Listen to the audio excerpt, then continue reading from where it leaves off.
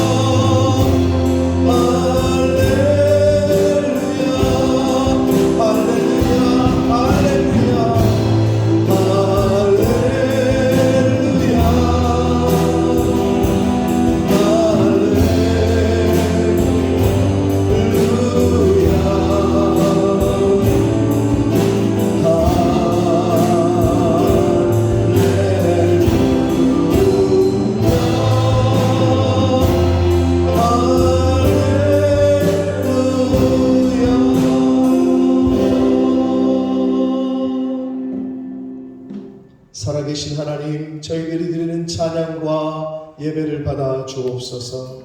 이 시간 한 영혼 한 영혼 위에 성령으로 임재하여 주옵소서. 하나님, 이 시간 홀로 영광 받아 주옵소서. 예수 그리스도 이름으로 축복하며 기도 올리옵나이다. 아멘. 또 내가 보니 보라, 어린 양이 시온산에 섰고 그와 함께 14만 4천이 서 있는데 그들의 이마에는 어린 양의 이름과 그 아버지 이름을 쓴 것이 있더라. 내가 하늘에서 나는 소리를 들으니 많은 물소리와도 같고 큰 우레소리와도 같은데 내가 들은 소리는 온 사람들이 그 본고를 본 것 같더라. 그들이 보좌 앞과 네 생물과 장로들 앞에서 새 노래를 부르니 땅에서 성령함을 받은 14만 4천 명에는 이 노래를 부른 자가 없더라. 이 사람들은 여자와 더불어 더럽히지 아니하고 순결한 자라.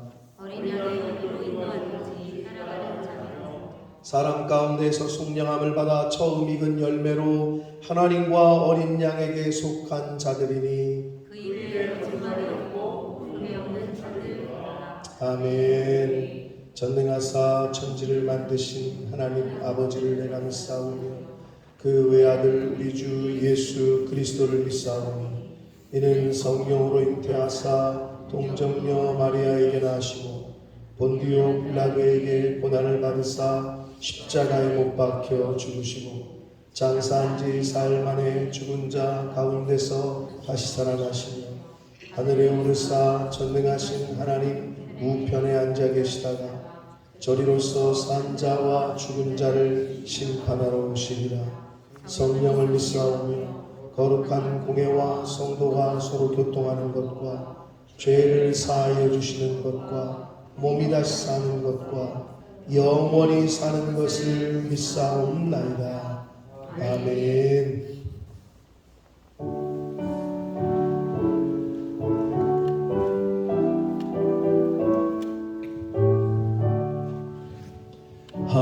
하늘에 가득 찬 영광의 하나님, 온 땅에 충만한 존귀하신 하나님, 생명과 빛으로 지혜와 권능으로 언제나 우리를 지키시는 하나님, 성부와 성자와 성령 삼위의 하나님, 우리 예배를 받아주시옵소서.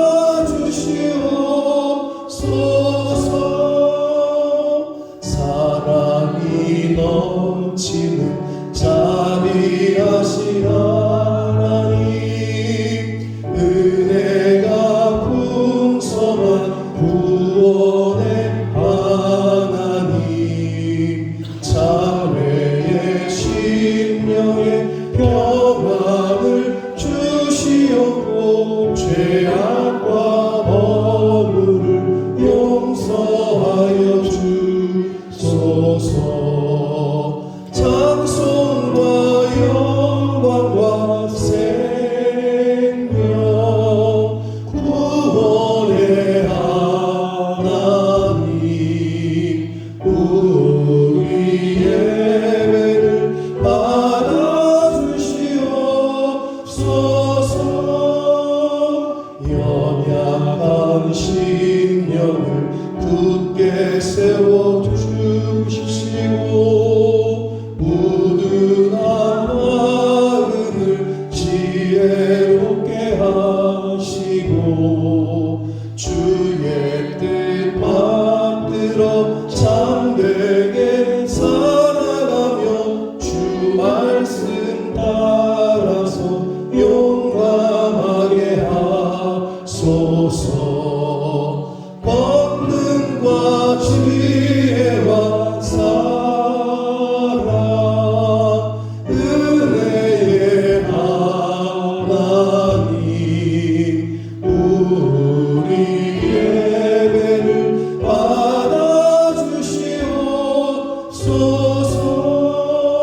주 앞에 나올 때 우리 마음 기쁘고 그 말씀 힘내어 새 희망이 솟는다.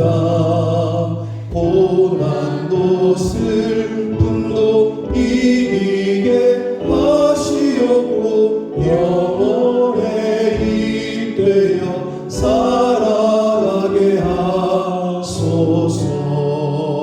우리의 자랑과 기쁨 생명의 하나님, 우리 예배를 받아주시옵소서.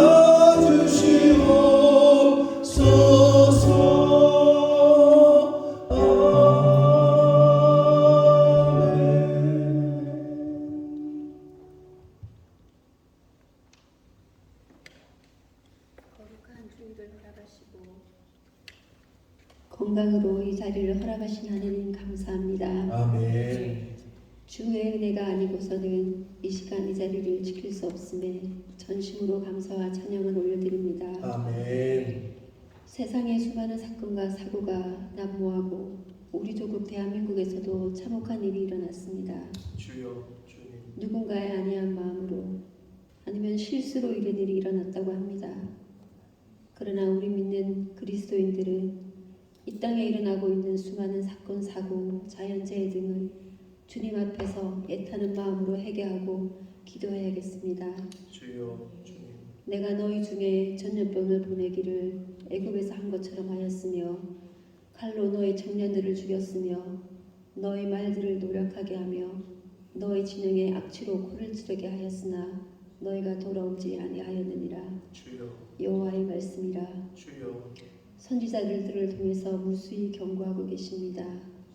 이런 때에 우리 믿는 성도들은 두려워하는 마음으로 하나님을 부르짖고 회개하며 하나님 만나기를 준비하는 우리 푸른나무 교회의 성도가 되기를 원하고 기도합니다. 아멘. 그리할 때 하나님께서 우리를 구별된 자로 살리심을 믿습니다. 아멘. 오늘 여기 모인 우리 성도들을 위하여 세우신 담임 목사님을 통하여 주여. 주님의 말씀을 레마로 듣기를 원합니다. 아멘. 성령의 단비를 이곳에 내려 주옵소서. 아멘. 말씀의 역사가 일어나 내가 바뀌고 우리가 바뀌고 세상이 변하게 하옵소서. 아멘. 하나님, 오늘도 간절히 원합니다. 이 예배를 준비하고 봉사하는 우리 성도들을 축복합니다. 아멘. 또 이 예배를 협력하실 예수님을 기억하며 온전히 전심으로 드리는 예배가 되기를 원합니다. 아멘. 살아계신 우리 주 예수 그리스도 이름으로 기도합니다. 아멘. 아멘.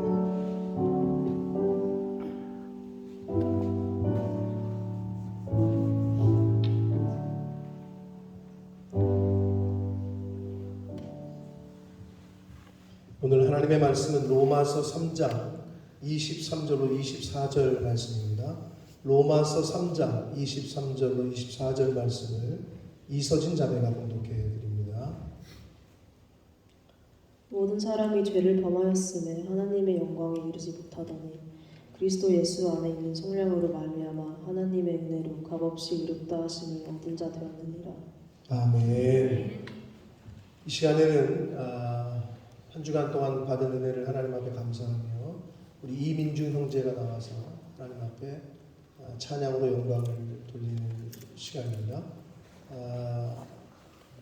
하나님께서 주신 은혜를 찬양으로 드릴 수 있다는 건 너무 큰 감사요, 또 특권입니다.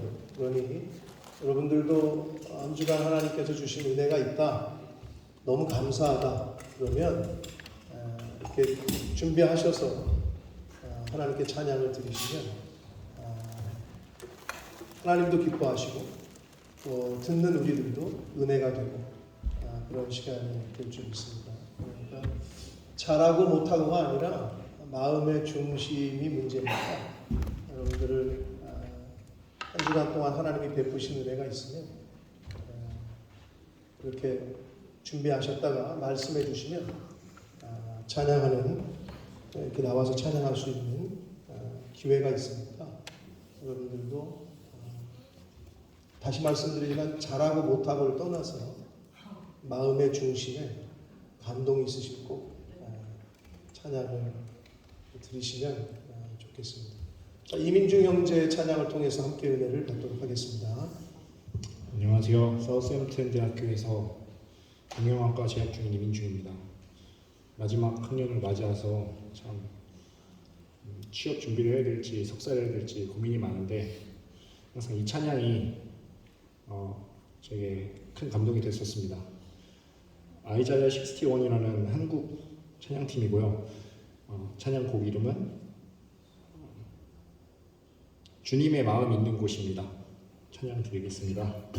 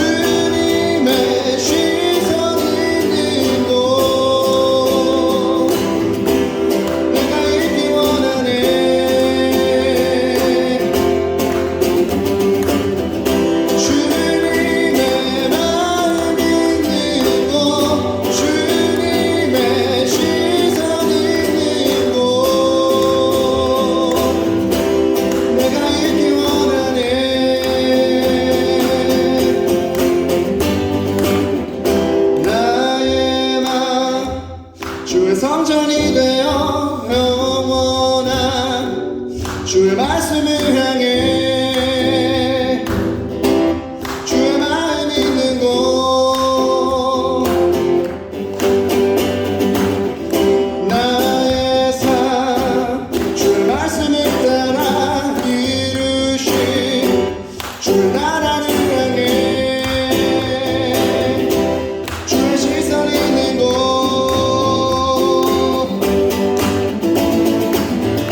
나의 맘 주의 성전이 되어 영원한 주의 말씀을 향해 주의 나를 믿는 곳으로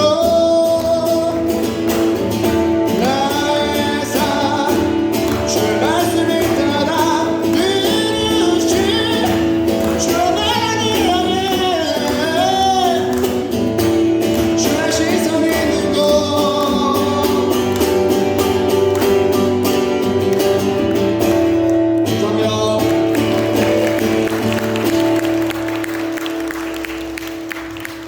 감사합니다. 매주 사우스햄튼에서 오는 게 그렇게 쉬운 일은 아닙니다. 물론 한 4, 5년 전에 김주현 형제가 그 길을 잘 닦아서 주현이가 사우스햄튼 대학을 다닐 때 물론 민중이처럼 매주 오진 않았으나 그때도 잘 시험 기간 빼고는 그래도 거의 매주 왔던 기억이 있는데 한 사람이 길을 닦으니까 뒤에 오는 사람들이 이렇게 따라가는 거예요. 우리 민중이의 고백이 저와 여러분의 고백 되기를 원합니다. 자, 한 번 더 기도합시다. 살아계신 하나님 아버지, 주님이 계신 곳에 저희가 있기를 원합니다. 주님의 마음이 있는 곳에, 주님의 눈길이 있는 곳에 저희의 마음과 저희의 눈길도 머물기를 원합니다. 민중의 저 찬양의 입술의 고백이 저의 인생의 고백이 되게 해주시고 저희들 모두의 고백이 되게 해 주옵소서. 이 시간 하나님의 말씀을 듣겠사오니 성령 하나님, 저희들의 입술과 눈과 귀와 모든 마음을 영을 주장하셔서 하나님의 말씀을 잘 들을 수 있도록 성령 하나님께서 이 시간을 주장해 주옵소서. 예수 그리스도 이름으로 축복하며 기도 올리옵나이다. 아멘.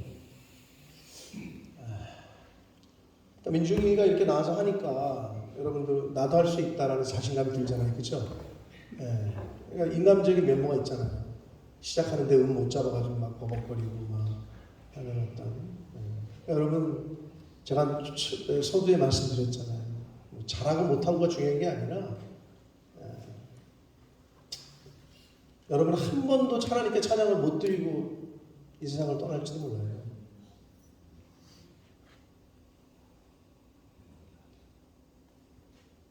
그렇잖아요. 내가 마음에 고백을 하나님께 드리지 못하는, 물론 집에서들 다 하시겠지만 그러나 오피셜하게 이 예배 시간에 하나님께 찬양을 드리는 것은, 그런 마음이 있는 것은, 그런 마음을 주시는 분은 하나님이십니다. 그러니까 잘하고 못하고를 너무 따지지 마시고요. 감동이 되시고 한 주간 내가 이 찬양에 너무 은혜가 됐다, 그럼 하시면 돼요. 민중이 중간에 목소리 삑살이 나고 막 처음에 못 잡고 그런 거 상관 안 하잖아요. 그러니까 민중이가 참 좋은 본을 보이는 거예요. 나도 이렇게 하는데 하는 그런 좋은 본을 보였으니까 여러분 너무 부담 갖지 마시고, 제가 다시 한번 말씀드립니다. 하나님 앞에 서기 전까지 한 번도 찬양을 오피셜하게 하지 못하고 가는 인생 되지 마시고, 찬양 드리는 건 얼마나 큰 은혜인지 몰라요. 민중이가 기타를 이렇게 치면서 했는데, 여러분 민중이가 그런 말을 했어요. 기타를 배우고 싶은 사람은 자기가 가르쳐줄 용의가 있다.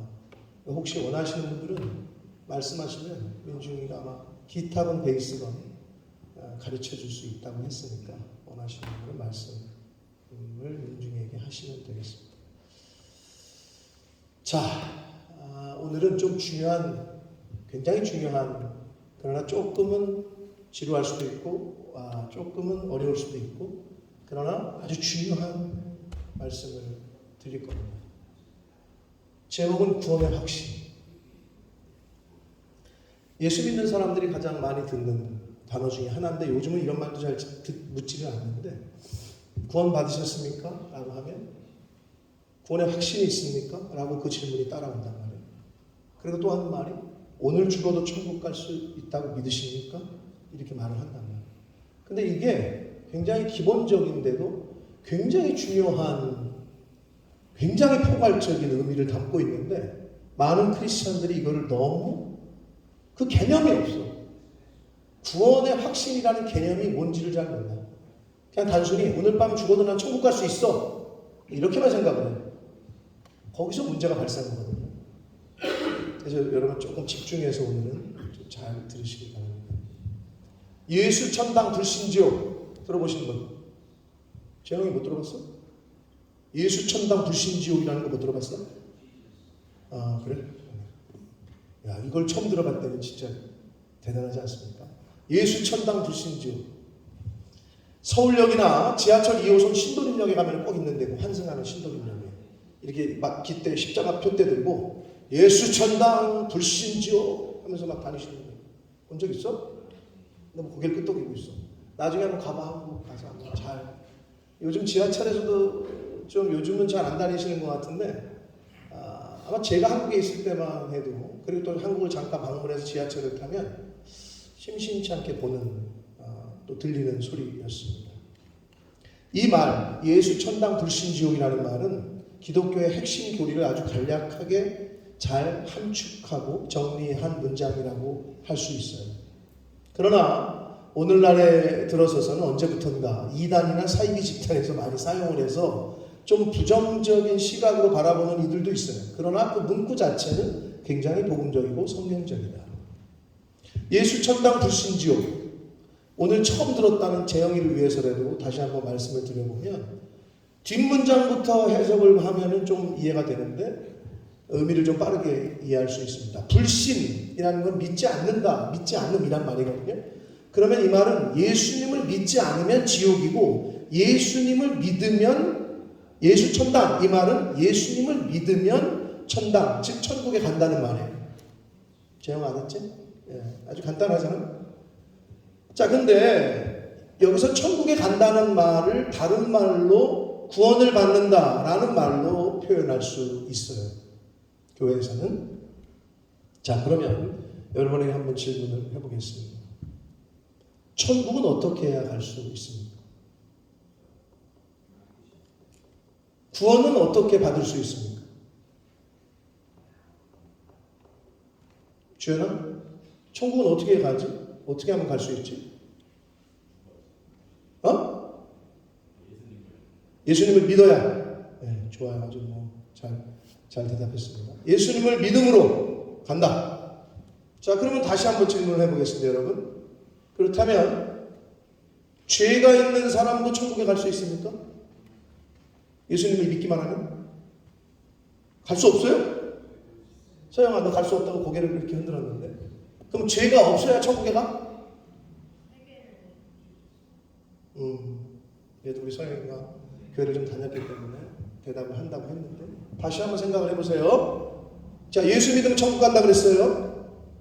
그러면 예수를 믿는데 죄가 있어. 그럼 천국 갑니까? 지옥 갑니까? 죄가 없어야 천국 갈 수 있어요? 이 문제들의 이게 기독교인들이 교회를 다니시는 분들이 이게 좀 정리가 안 돼 있으면 혼란하기도 하고 넘어지기도 쉽고 구원파나 이단에 빠지기도 쉬워요. 그러니까 자기 스스로가 정리가 안 되니까 내가 정리가 안 되니까 다른 사람들에게 전하지 못해요. 내가 정리가 안 되는데 어떻게 다른 사람에게 전해? 여러분 교회를 오래 다니셨어도 이게 정립이 안 돼 있으면 신앙이 성장할 수가 없어요. 자, 로마서 6장 23절에 이렇게 말씀합니다. 함께 읽겠습니다. 시작. 주의 싹은 사하여 하나님의 은사는 그리스도 예수의 주 안에 죄의 삭은 사망이요 하나님의 은사는 그리스도 예수 안에 있는 우리 주 안에 있는 영생이다. 죄의 삭은 사망이라고 말씀하면서 사망을 영생, 즉 생명과 대비해서 말씀해 주고 있어요. 그런데 사람들은 죄를 말할 때 대부분의 사람들이 도덕적이고 윤리적인 차원에서 생각을 하고 또 말을 해요. 저 사람은 죄가 많아. 이 말이 저 사람은 나쁜 짓을 많이 해. 도덕적으로 윤리적으로 악하다는 거죠. 그러면 죄가 있는 거고 그렇지 않은 사람은 죄가 없는 거라고 생각을 해요. 교회 밖에 있는 사람은. 아직 성경을 모르고 진리를 모르는 사람은. 근데 성경은 죄를 생명과 대비시켜서 설명을 하면서 죄는 즉 사망, 즉 생명과 반대되는 개념으로 일단 이끌고 있어요. 생명에서 끊어져 있는 것, 생명과 단절되어 있는 것이 죄야. 죄가 있으면 생명과 떨어져 있는 거라고. 그럼 죄가 있으면 죽은 거라고. 죄의 반대는 생명과 이 대비를 시켜서 지금 말씀하고 있다는 거예요. 그래서 인간이 죄를 지으면 하나님과의 관계가 끊어져요. 생명으로부터 분리가 되기 때문에 사망, 즉 소멸되고 부패되고 사라진다. 여러분, 사망이라는 건 소멸되고 없어지고 사라지는 걸 말해요. 이거를 예수님께서는 어떻게 비유하셨냐? 요한복음 15장에 포도나무 가지의 비유를 하시거든요. 예수님이 가지가 포도나무에 붙어 있지 않으면, 즉 떨어지면 마르고 죽는다, 소멸된다, 이렇게 가르치고 있어요. 포도나무에 붙어 있지 않은 가지는 밖에 버려져 마르고 죽는다, 이렇게 말씀을 해요. 자, 여기까지. 죄는 생명과 반대되는 개념이다. 생명과 단절이 되고 끊어지는 그런 개념이다. 이걸 여기 넣으시고 다시 한번 여기서 이렇게 질문해 봅니다. 구원은 하나님의 은혜로 받습니까? 아니면 우리의 믿음으로 받습니까? 인준아, 구원은 하나님의 은혜로 받아요? 우리의 믿음으로 받아요? 둘 다 하나라고 생각이 들죠. 그렇게 대답해야 될 것 같고 맞는 말이에요. 근데 이 관계를 설명을 못하면 이제 혼란이 오기 시작합니다. 천국은 하나님의 은혜로 가는 겁니까? 아니면 우리의 믿음으로 가는 겁니까?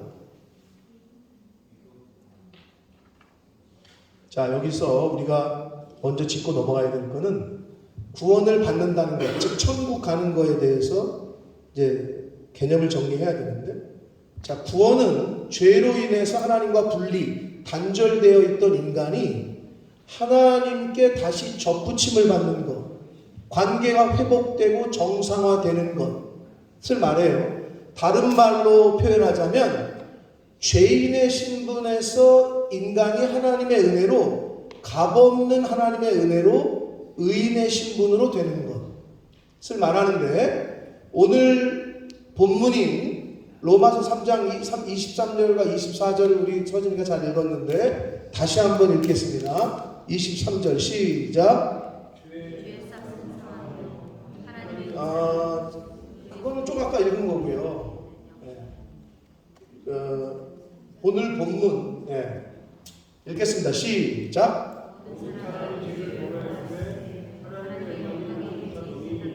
24절.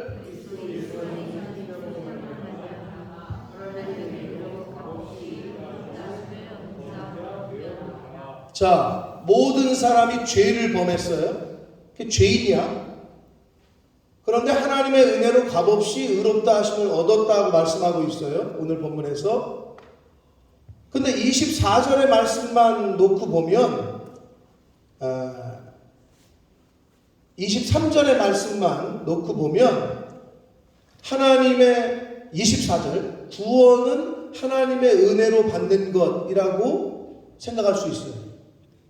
천국은 하나님의 은혜로 가는 것처럼 생각할 수 있어요. 왜냐? 하나님의 은혜로 값없이 의롭다 하심을 얻었다고 표현이 되어 있으니까. 그런데 사실 23절이 굉장히 중요한 걸 우리에게 가르쳐주고 있는데 23절에 뭐라고 말씀하고 있어요? 모든 사람이 죄를 범하였음에 의롭게 되지 못했다 또는 천국에 가지 못했다 이렇게 안 돼 있고 하나님의 영광에 이르지 못했다라고 돼 있어요. 자, 이 말씀에서 우리는 구원을 받는다라는 것이 단순히 천국 간다. 자, 구원의 확신. 오늘 밤 죽어도 천국 갈 수 있어? 아, 네. 오늘 밤 죽어도 난 천국 갈 수 있어요. 이렇게 단순하게 생각할 게 아니라는 것을 지금 설명을 하고 있는 거예요. 하나님의 영광에 이르지 못했다라고 말을 하고 있단 말이에요. 구원의 확신이 그냥 천국에 간다라고 말하기에는 너무나 많은 것들을 포함하고 있다는 거예요. 모든 사람이 죄를 범해서 구원을 받지 못했다 또는 천국에 들어갈 수가 없다라고 말씀하시지 않고 하나님의 영광에 이르지 못했다라고 말씀하고 있는 것에 우리가 주목을 해야 됩니다.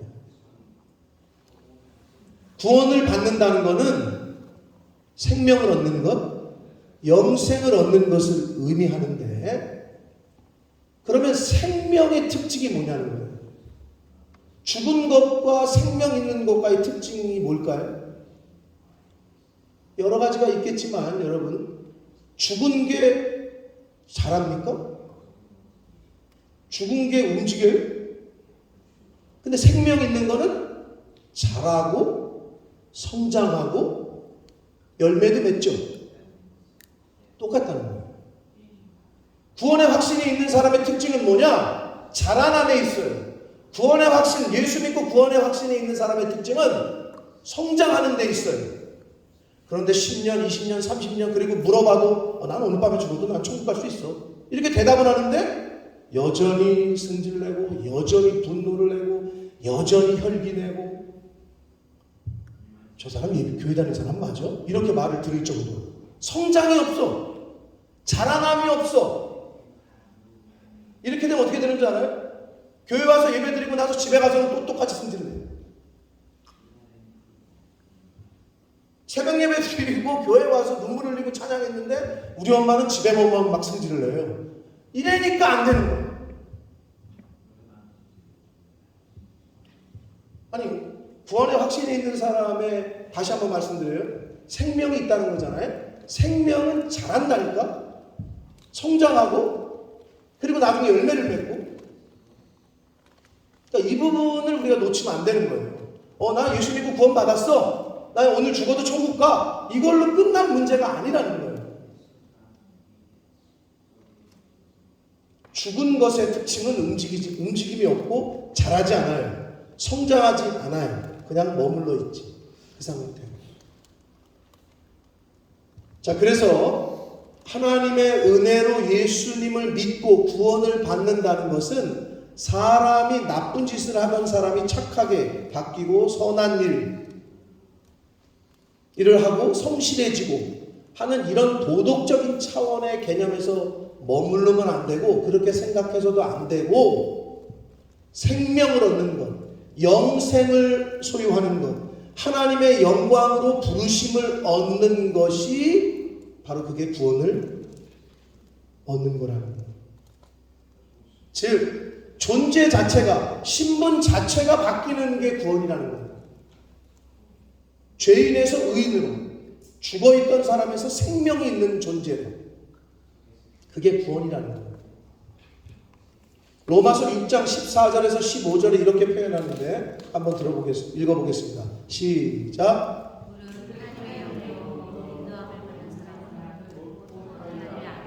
15절.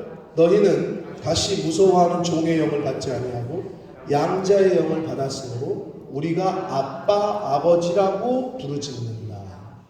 죽을 수밖에 없었던 죄인의 신분에서 하나님의 아들의 신분으로 바뀌는 것, 이것이 바로 구원받았다라는 의미라는 거예요. 그냥 단순히 나 구원받아서 천국 가, 이런 그것도 맞는데 그러기에는 너무 포괄적이고 많은 것들을 담고 있다는 거예요. 그 의미가. 그래서 하나님의 은혜로 예수님을 믿어 구원을 받아 하나님의 자녀된 자의 특징은 구원받은 사람인지 아닌지의 특징은 뭐냐? 자라나고 성장하고 하나님의 영광의 자리까지 나아가는 것. 이것이 바로 구원을 받았다라는 말의 의미라는 거예요. 고린도전서 15장 55절에서 58절 말씀을 함께 읽겠습니다. 고린도전서 15장 55절부터 시작. 사마가 너의 승리가 어디 있느냐? 사망아 내가 쏘는 것이 어디 있느냐. 56절 사망이 쏘는 것은 죄요 죄의 권능은 율법이라. 57절 우리 주 예수 그리스도로 말미암아 우리에게 승리를 주시는 하나님께 감사하노니. 58절 그러므로 내 사랑하는 형제들아 견실하며 흔들리지 말고 항상 주의 일에 더욱 힘쓰는 자들이 되라. 이는 너희 수고가 주 안에서 헛되지 않은 줄 알미라. 아멘. 여기서 사도 바울은 사망을 비웃으며 조롱합니다. 사망아 너의 승리가 어디 있냐. 사망아 네가 쏘는 것이 어디 있느냐 라고 하면서 조롱을 해요. 사망을. 그러면서 우리에게 승리를 주시는 하나님께 감사한다고 고백을 하면서 형제들에게 권면하기를 견실하며 흔들리지 말고 항상 주의 일에 더욱 힘쓰는 자들이 되라라고 말해요. 여러분 구원의 확신이라는 개념이 나 오늘 밤 죽어도 천국 갈 수 있어 이것으로 끝나는 게 아니라 구원의 은혜를 입은 사람도 그 다음날 현실이 너무 힘들어. 생활은 너무 어려워. 고난과 역경이 있어. 구원의 은혜를 받았다 그래서 예수를 믿고 내가 하나님의 자녀가 됐다 그래서 현실의 어려움이 사라지는 게 아니에요. 현실은 그대로 우리에게 어려움을 줘. 남편은 아내는 그대로 변한 게 없어. 자식 새끼는 그대로 속을 새겨. 이거는 현실이야. 그럼 이 가운데에서 어떻게 해야 되느냐? 그거를 대처하는 모습들이 바뀐다는 거지. 구원의 은혜를 입은 사람은 자라나고 성장한다는 거지. 자식에게 저주를 퍼붓고 남편에게 그냥 할 말 안 할 말 다 하고 혈기 낼 때 혈기 내고 자기 기분 날 때 막 승질 내고 하던 사람이 예수를 믿고 구원의 은혜를 입더니 횟수가 점점 줄어. 그러더니 우리 엄마 교회 다니더니 변했어요. 아니 우리 아빠가 교회 다니더니 우리 애가 교회를 다니더니 바뀌었어요. 변화와 성장이 있어. 그게 구원의 확신이 있는 사람의 특징인 거예요. 여기 뭐래요? 형제들에게 권면하기를 견실하며 흔들리지 말고 주의 일에 힘쓰는 자들이 되라. 여러분 예수를 믿어서 구원받아도 죄송하지만 현실은 그대로입니다. 어려운 현실은 그대로예요. 나 기분 나쁘게 하고 나 승질나게 하는 사람들은 그대로예요. 고난은 그대로 옵니다. 근데 그 고난을 대처하는 방법이 달라지는 거죠. 세상 사람들과 구원의 은혜를 입는 사람들, 구원의 확신이 있는 사람들, 그게 차이가 있는 거예요. 교회를 다니는 사람들이 많이 하고 듣는 말 중에 하나가 제가 계속해서 얘기하는 구원의 확신에 대한 건데, 야, 너 지금 죽어도 천국 갈 수 있냐? 라고 물어요. 구원의 확신을 언급할 때 주일학교 때부터 듣던 얘기야. 너 구원의 확신 있냐? 너 오늘 죽어도 천국 갈 수 있어? 이렇게 묻는다. 근데 구원을 받는다는 것은 이거는 이렇게 표현하는 거는 너무 좁게 그리고 너무 편협하게 생각하게끔 하는 거예요. 왜냐하면 우리가 예수를 믿고 영접하여 구원을 받았어요. 그래도 내 인생 앞에 놓여있는 현실적인 어려움과 고통과 역경은 사라지질 않아요. 그대로예요. 여전히 우리는 그 현실 속에서 살아가야 한단 말이에요. 그거를 극복해내고 인내하고 가야 돼요. 한마디로 구원을 이제 이루어 간다는 표현이 이제 여기서 나오는 거죠. 하나님의 영광에 이르도록 자라가야 돼요. 하나님의 영광에 이르지 못하더니 그랬단 말이에요. 그러니까 하나님의 영광에까지 자라가는 거죠. 왜? 생명을 얻었으니까. 죽어 있는 게 아니라 생명을 얻었으니까. 그럼 생명 있는 자의 특징은 자라난다는 거라니까. 성장하는 겁니다. 그렇기 때문에 구원을 그냥 단순히 죽으면 천국 가는 것, 이게 구원의 확신이다. 이렇게 얘기하는 게는 너무 단순하게 좁게 생각하는 거라는 거예요. 자, 많은 크리스찬들이 신앙생활을 명분적 차원에서 종교적인 것에 머무르는 경우가 많이 있습니다. 무슨 말이냐? 도덕적으로 윤리적으로 착하게 선하게 사는 것에 머무르는 경우가 많다는 거예요. 기독교를 제외한 모든 종교는 사실 도덕적 차원에서 머물어요. 그러나 도덕이나 윤리는 약점이 뭐냐? 용서하는 힘이 없어요. 회복시킬 힘이나 능력이 없어요. 구원을 시키는 힘이 없어요. 도덕은 그냥 인간이 바라는 덕목이고 그 도덕은 그 자체로서는 아무것도 할 수 없어요. 다 인간이 해야 돼요. 휴지 주셔야 되고 신호등 지켜야 되고 선한 사람 도와줘야 되고 도덕적 윤리적인 것에 갇히잖아요. 그러면 인간이 다 해야 돼요. 고행도 해야 되고 그건 인간이 다 해야 돼요. 근데 인간이 다 해도 회복하거나 구원을 얻을 길을 인간이 만들 수가 없다는 데 있습니다. 그러나 기독교는 달라요. 의지를 가지신 하나님께서 자신의 뜻대로 우리를 하나님의 자녀로 불렀어요. 이게 은혜야. 여러분이 뭔가를 잘해서가 아니야. 하나님께서 의지를 가지시고 창세전에 우리를 부르셨다고.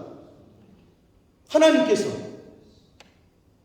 그래서 우리의 아버지가 되어주셔서 우리를 기르시고 가르치시고 자라게 하셔요.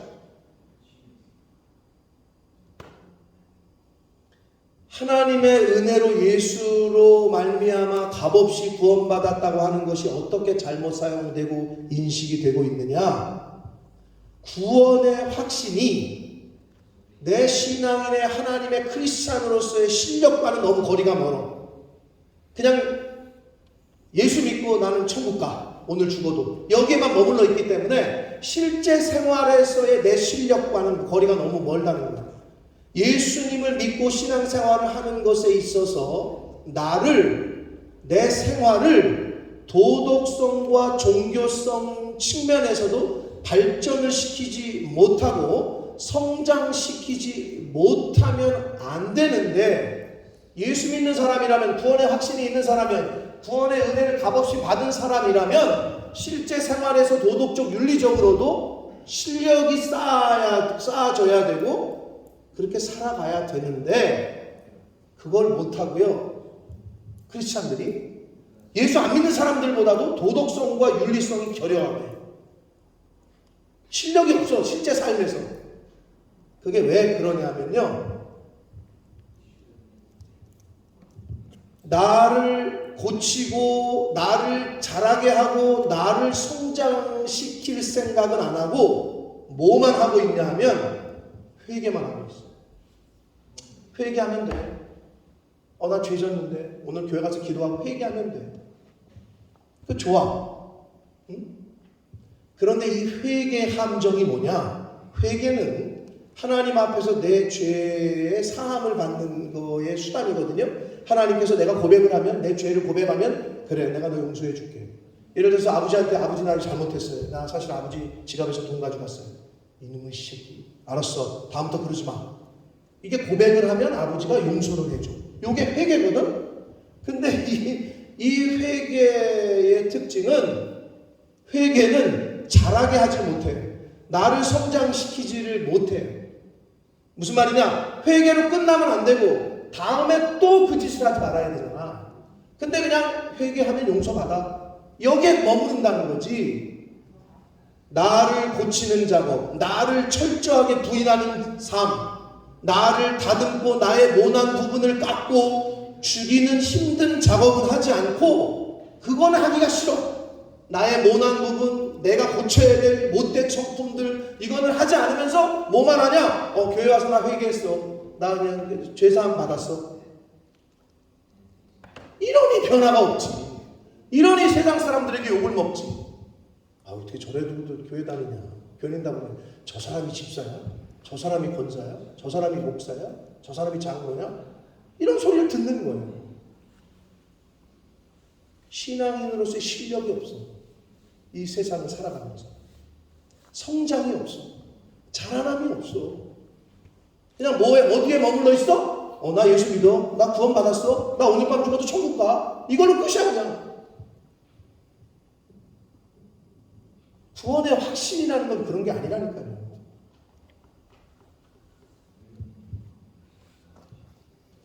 그러니까 교회 와서 아버지 엄마가 교회만 가면 어떤 사모님이 그랬잖아요.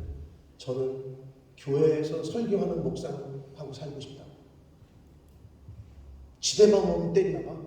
집에만 오면 바뀌나 봐. 강대상에 있는 당신과 살고 싶다. 이게 뭔 얘기야? 교회 와서 눈물 흘리고 은혜 받았다고 하고 그냥 아주 그냥 그렇게 하는데 집에만 오면 그 승질이 또 나와. 집에만 오면 그 못된 성품이 또 나와. 월요일만 되면은 주일날에는 크리스찬이고 월요일날에는 그냥 김부장이고. 이러니 이게 어떤 실력, 어떤 뭐가 나타나게 파워가 없지. 사랑하는 성도 여러분, 바울은 로마서 3장에서 그리스도로 말미암는 은혜를 설명을 해요. 나중에 이제 교회 다니셨던 분들은 좀 가서 읽어보시고 4장에서 근데 믿음에 대해서 또 설명을 해요. 하나님의 은혜로 구원받았다고 설명을 했는데 4장에 와서 믿음으로 구원받는 얘기를 또 하고 있어요. 읽어보면 믿음으로 구원받는다는 것은 나의 노력과 책임이 뒤따르는 것을 가르쳐줘요. 자, 은혜는 하나님만이 하실 수 있는 일로 우리를 부르시는 것을 말해요. 죄를 지워주는 게 아니라 하나님의 은혜를 주셨다 이거는 내가 이제 너 죄인에서 너 그냥 죄 없게 해줄게 이게 아니라 하나님의 은혜를 받은 사람들은 어떻게 되는 거냐? 잘 들으세요. 너 이제 죽었다고 해라. 넌 이제 죽었어. 넌 이제 다시 태어난 거야. 너는 아무것도 할 수 없었어. 근데 너는 이제 내 자식이 됐어. 이제부터 새로 시작하는 거야. 이게 바로 하나님의 은혜라고요. 그냥 은혜 받았어. 나 이제 죄인에서 의인이 됐어. 이게 끝나는 게 아니라 하나님의 자녀로서 새롭게 시작하는 거야. 이제 하나님의 강권적인 역사에 붙잡히는 걸 말해. 나는 죽는 거야. 내 고집, 내 성질, 내 성격. 그게 아직도 기억이 나는데 김창옥 교수가 와서 강의하다가 요새 부모님들은 그렇게 얘기한다는 거예요. 엄마는 한 번 아니면 아니야. 난 원래 이래. 이런다는데 아빠는 원래 그래. 난 한 번 아니면 아닌 거야. 근데 이거를 꺾지 못해. 내 성질, 내 성격 이거를 못 꺾고. 근데 하나님의 은혜를 입었다는 거는 나는 죽는 거야. 그리고 내 안에서 말씀이 역사하는 거지. 승질을 내고 싶어도 남편 섬기기를 주께 하게 해라. 승질을 내고 싶어도 내 아내 사랑하기를 내 몸처럼 해라. 승질을 내고 싶어도 너의 자식은 네 자식이 아니다. 하나님의 기업이다. 이런 말씀이 나를 딱 휘잡고 있으니까 그렇게 하면 안 되지. 왜? 하나님에게 어게인스트 하는 거니까. 그래서 하나님의 은혜를 입은 사람들은 그런 변화, 나를 죽이는 거야. 그리고 새로 시작하는 거지. 이거를 이렇게 표현합니다. 갈라디아서 2장 20절 말씀을 읽겠습니다. 시작. 그런즉 이제는 내가 사는 것이 아니요 오직 내 안에 그리스도께서 사시는 것이라. 이제 내가 육체 가운데 사는 것은 나를 사랑하사 나를 위하여 자기 자신을 버리신 하나님의 아들을 믿는 믿음 안에서 사는 것이라. 아멘. 그래서 여러분 하나님의 은혜를 받았다는 것은 이렇게 생각하시라고. 난 이제 죽었구나. 난 이제 없구나. 난 이제 죽었다.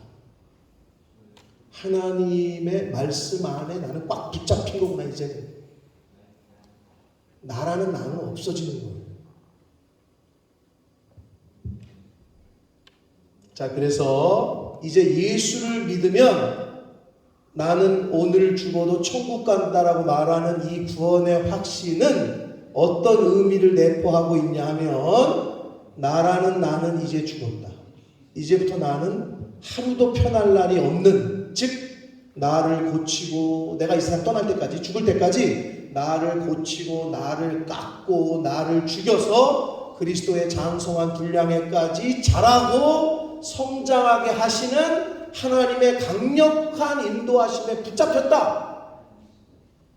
그게 구원의 확신을 가졌다는 거라는 거예요. 뭐라고? 단순히 오늘 죽어도 난 천국 가. 이게 아니고 이제 나는 하나님이 부르시는 그날까지 난 죽었다. 나라는 나는 없다. 네? 나는 하나님의 강권적인 그 부르심에 난 이제 붙잡혔다.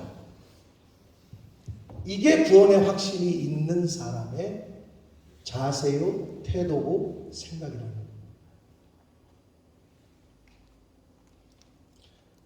거예요. 믿음의 조상이 누구라고 말하죠? 홍 집사님? 아브라함이라고 그러죠. 창세기 12장을 보면 하나님께서 아브라함을 부르시는 장면이 나오죠. 그런데 12장을 잘 읽어보시면 하나님께서 아브라함을 부르시는 장면이 좀 생뚱맞아. 11장까지는 전혀 아브라함 얘기가 없어요. 근데 갑자기 12장에서 아브라함을 등장시키더니 복 주겠대. 네가 복의 근원이 될 거래. 근데 거기서 하나님이 아브라함을 왜 부르시는지, 왜 복을 주시는 건지 그 이유가 정확히 나와 있지가 않아요. 즉 하나님께서 왜 아브라함을 택하시는지 나와 있지가 않다는 거예요. 하나님께서 왜 저와 여러분을 창세전에 택하셨는지 하나님의 전적인 은혜야. 그거는 하나님의 주권이고 조건 없이 값 없이 주시는 하나님의 은혜라는 거예요. 하나님의 주권이고 하나님의 영역이야. 뭐가? 하나님의 은혜가. 자, 그러다가 창세기 12장에서 하나님의 부르심을 받은 은혜를 입은 아브라함이 당시에는 갈 바를 알지 못하고 떠나요. 그러나 창세기 22장에 와서 어떤 일이 벌어지느냐? 하나님께서 이삭을 번제로 바치라는, 잡아 죽이라는 명령이 떨어져요. 근데 이 아브라함이 그동안의 그 12장부터 22장까지의 그 시간 속에서 어떻게 믿음을 키웠는지 독자 아들을 잡아 죽이라는 명령에 그대로 순종을 하네. 실제로 잡아 죽이려고 그랬어요. 그런데 하나님께서 멈추라고 해요. 내가 이제야 네가 나를 사랑하는 줄 알겠다. 완전히 하나님의 부름을 받을 때에는 아브라함이 초짜였어. 신앙이 갈 바를 알지는 못해. 뭐 어떻게 된지도 몰라. 근데 그냥 하나님께 가라니까 갔어. 근데 22장에 와서 아들을 죽이겠다고 하시는데도 그걸 드려 하나님께. 큰 믿음, 강한 믿음으로 어떻게 자라났다는 거예요. 성장했다는 거예요.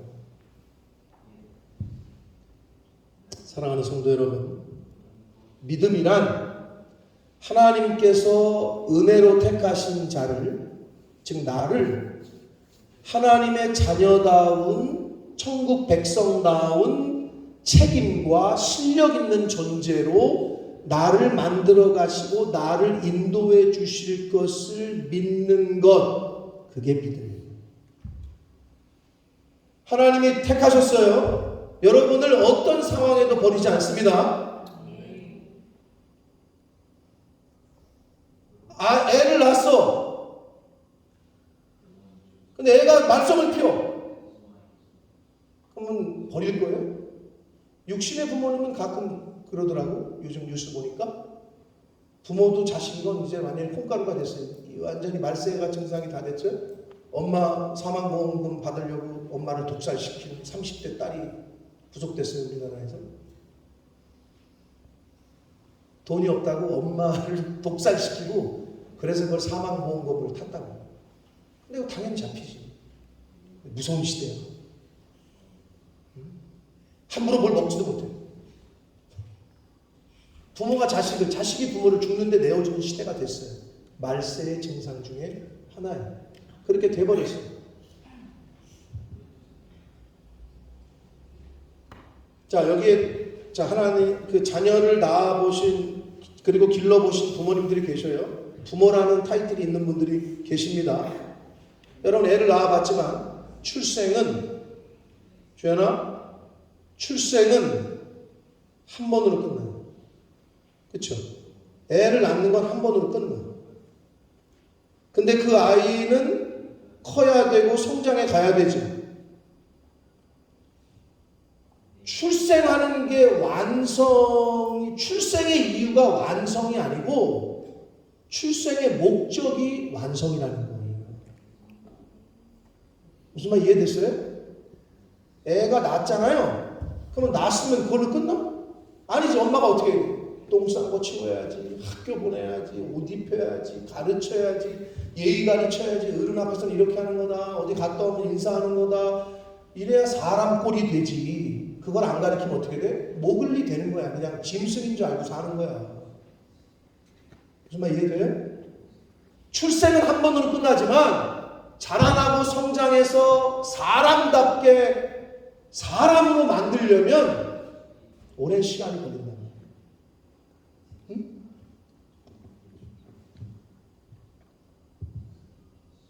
하나님의 은혜로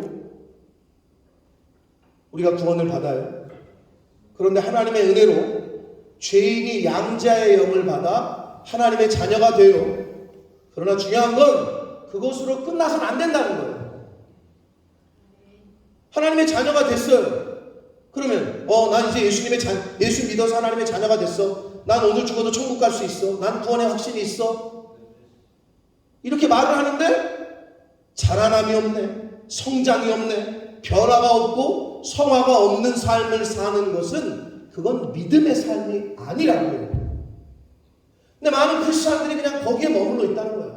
나 예수 믿으니까 난 천국 가. 이렇게 단순하게 얘기할 게 아니라는 거예요.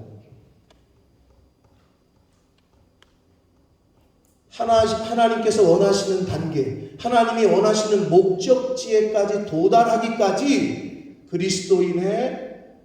그리스도의 장성한 분량에 이르기까지 하나님의 영광에 이르기까지 책임 있는 신앙생활을 하는 것, 그것이 바로 진정한 믿음 생활입니다. 예수 믿으니까 나는 끝났어. 뭘 끝나? 애 낳았으니까 그냥 끝나? 새롭게 이제 하나님의 자녀가 됐으니까 나는 끝났어? 그게 아니라니까. 하나님의 자녀답게 천국 백성으로서 사는 책임감 있는 모습과 성장하는 모습, 변화하는 모습이 필요하다는 거예요.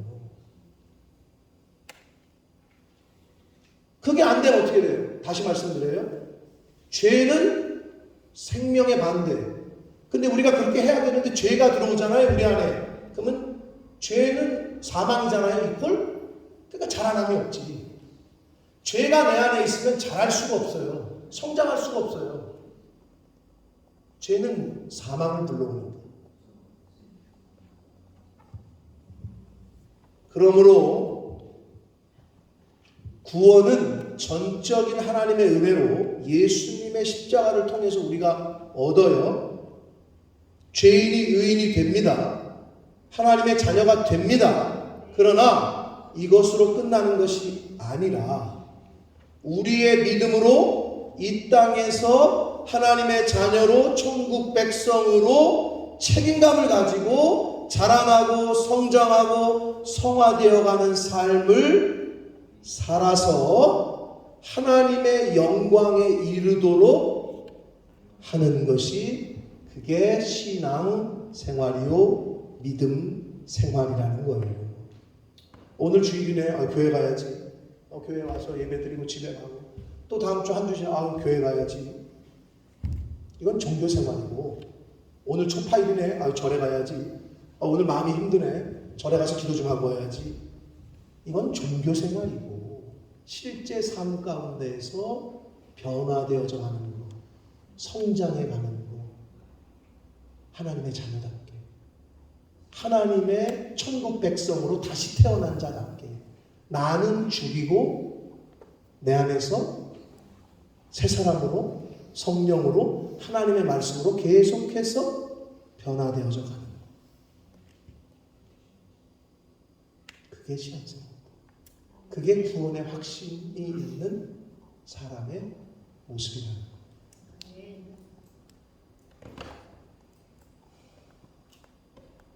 빌립보서 2장 12절 말씀을 읽고 말씀을 마치겠습니다. 다 같이 읽겠습니다. 시작.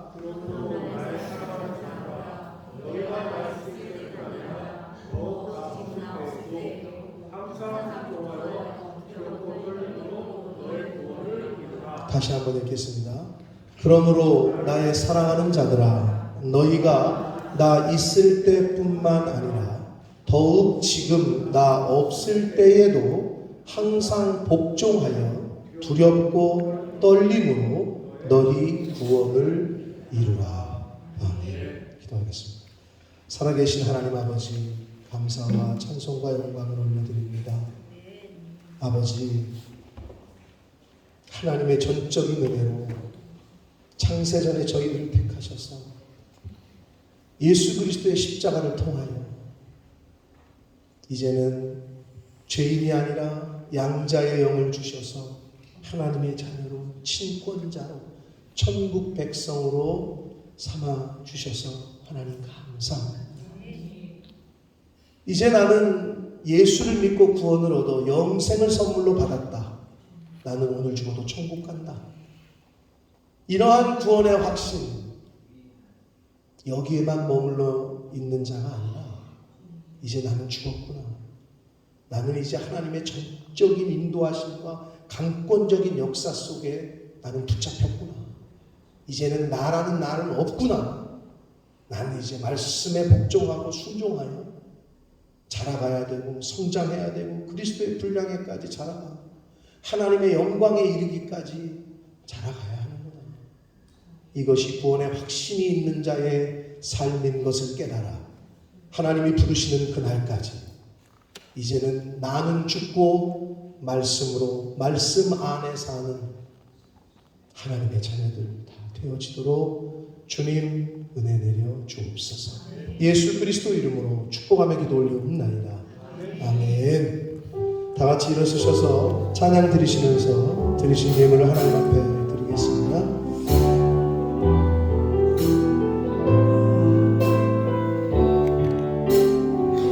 나 주님의 기쁨 되기 원하네. 나 주님의 기쁨 되기 원하네. 내 마음을 새롭게 하소서. 새 무대가 되게 하여 주사. 주님의 빛 비추게 하소서. 내가 원하는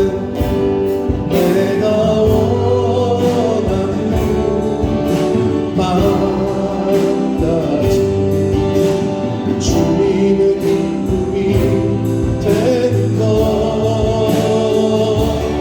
내가 원하는 한 가지 주님의 기쁨이 되는 것. 내가 원하는 한 가지 주님의 기쁨이 되는 것. 내가 원하는 한 가지 주님의 기쁨이 되는 것.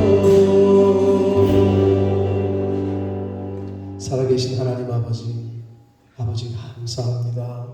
오늘도 생명 주시고 복된 주일을 허락하시고 하나님의 자녀답게 천국 백성답게 하나님의 전적인 은혜로 이 아버지 집에 저희를 불러주셔서 하나님 앞에 예배드릴 수 있도록 생명의 말씀을 듣게 해주시니 아버지 감사합니다. 아버지 하나님, 이 시간 이 자리에 있는 영혼들 중에 전적인 하나님의 은혜로 예수를 믿고 구원함을 받은 영혼들이 있습니까? 아직은 그렇지 못한 자들이 있습니까? 주여, 구원의 확신이 있는 자답게 구원 받은 자답게 받은 구원을 잘 이루어가는 하나님의 자녀들, 천국 백성들 되게 해 주옵소서. 아버지, 아직 영접하지 못하고 받아들이지 못한 자 있습니까? 긍휼히 여기시고 불쌍히 여겨 주옵소서.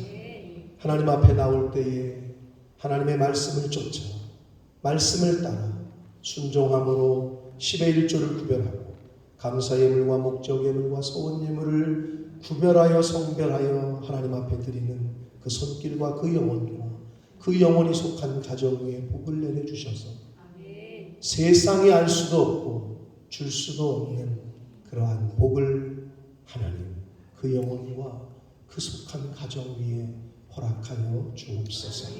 이 물질이 사용되어지고 쓰여지는 곳에 하나님의 나라와 영광이 나타나게 하옵소서. 예수 그리스도 이름으로 축복하며 기도 올리옵나이다. 아멘. 우리 힘차게 박수 치시면서 마지막 찬양 들으시고 축도함으로 예배를 마치겠습니다. 너는 당장 너머로 뻗은 가지의 열매처럼 하나님의 귀한 축복이 하나님의 귀한 축복이 삶에 가득히 넘쳐갈 거야. 너는 어떤 시련이 와도 어떤 시련이 와도 이겨내 나 있어. 전능하신 하나님께서 전능하신 하나님께서 너와 언제나 함께 하시니 너는 하나님의 사랑 너는 하나님의 사랑 아름다운 하나님의 사랑 나는 널 위해 기도하며 내 길을 축복할 거야. 너는 하나님의 선물 사랑스러운 하나님의 열매 주의 품에 꼭 이은 나무가 되어줘. 너는 하나님의 사랑 너는 하나님의 사랑 아름다운 하나님의 사랑 나는 널 위해 기도하며 내 길을 축복할 거야. 너는 하나님의 선물 사랑스러운 하나님의 열매 주의 품에 꼭 이은 나무가 되어줘. 나무가 되어줘. 나무가 되어줘. 나무가 되어줘.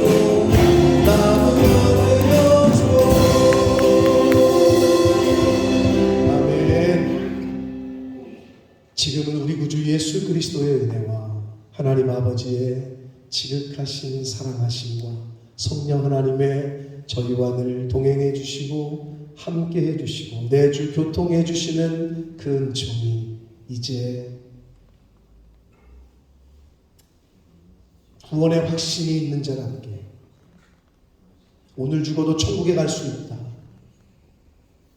거기에만 머무르는 신앙이 아니라 이제는 생명 있는 자로 자라나고 성장하고 하나님의 영광에 이르기까지 이 세상에서 그렇게 하나님의 사람으로 천국 백성으로 인내하고 노력하고 승리하며 살아가기로 다짐하고 작정하는 이 자리에 있는 한 영혼들 머리머리 위에 저들이 속한 가정과 학업과 직장과 일터 위에 몸된 교회 위에 본무스 이 땅 위에 우리의 조국 대한민국과 한국 교회 위에 전 세계 나가 계시는 선교사님들과 그 가족들 위에 전쟁과 전염병과 여러 가지 아픔으로 고생하고 고통당하고 있는 모든 이들 위에 지금부터 영원토록 함께 하시기를 간절히 축원하옵나이다.